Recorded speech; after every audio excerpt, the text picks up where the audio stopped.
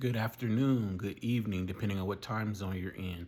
Today was the season 4 finale of From. Great show, highly recommended. A lot of people online have said rewatch the first episode to get spoilers or understand the story. This is what you call a slow burn mystery show.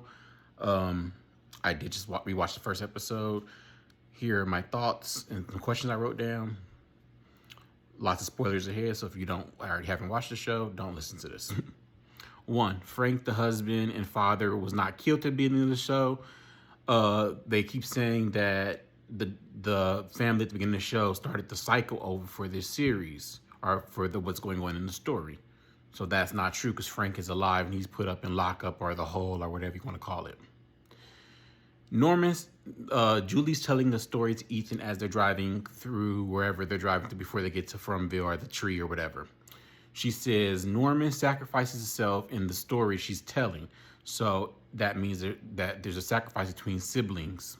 So is that either Julie or Ethan? So we know that's a big question for the series finale, since we know season 5 of From is the final season. Theory. My theory is each cycle requires a kid to keep Fromville stable. I say that because I think like the fears of the town is what comes from the lake or whatever, or what fuels the town. So I think a child has to be fearful in order to Fromville to be stable, it's like an alternate reality. So it has to have a child's imagination to keep Fromville. Because when the show first starts, there's people say, watch, pay attention. Megan's little girl in the story, she's killed. But Megan's the only kid in the town. And after we introduce with Ethan, Ethan's a new kid in the town. There's the death between the kids is literally a day. So clearly a child has to be in this town for the fuel of Fromville.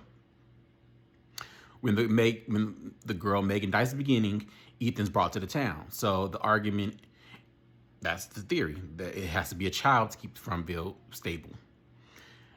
Donna and Boyd argue in the middle of the episode, and she says, "You're not allowed to be a colony house." Why? Maybe they explain it later because of how his wife dies or whatever. But at the beginning of the show, that's a question that should be asked. Why doesn't Ellis paint after the first episode? In the episode, he's painting Fatima up in the attic. Why is he never paint again, as far as I remember? Why wasn't Sarah at the service for the Pratt family? Because the daughter Megan and her mom died. So why isn't Sarah at the service? Unfortunately, Instagram does have this 3-minute rule, so it's a part 2 for this. So yeah, why isn't Sarah at the service for the Pratt family when the Matthews family arrived, aka Jim, Tabitha, Sarah, and Ethan arrive in the town? Why doesn't Sarah introduce, or stop them when they first roll into town?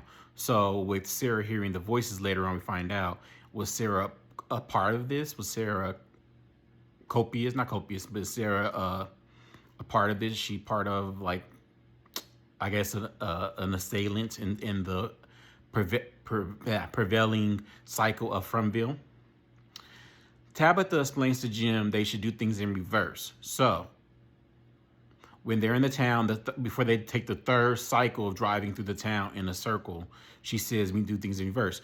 So does this align with Julie's ability to story walk is my question, because what Jim decides to do is bust a U-turn and go backwards. And when he does this, he sees another car on the road, the car that Toby and Jade are in. So by going backwards out of town, is that how they escape? Or is something about going backwards, i.e. story walking, how they found everything out is going backwards the solution to getting out of this town? So my question to the other fans is, all they have to do is drive backwards out of town, and that's how they escape? Because literally Tabitha said do things in reverse, and they literally saw another car on the road. Don't understand that. Toby is Jade's partner. We never really find out what that means in the context of the show. Is Jade and Toby his business partners? Are they something a little bit more? LGBTIQ? We don't get an answer to that ever. We're going into season 5, so who knows? But I asked that because Jade is in the back seat when the car crashes, and he says he's on. Well, it's a hint that he's on Molly because he says oh, you're beautiful. The boy tries to touch his face, and then he also tells father, whatever his name was, that he's beautiful. And he tells, oh my God, her name, Christy, she's beautiful. There, mind you, he's high. So is Jade into Christy? We never see Jade and Christy really have too many scenes or interactions after this first episode, as far as I remember watching the show. And lastly, why did Sarah kill Toby at the beginning of the episode? Does the voices killing Toby start the cycle over? Because once again, like I said, I think there has to be a child there to keep the cycle going, but I think there has to be a death. There has to be 3 deaths.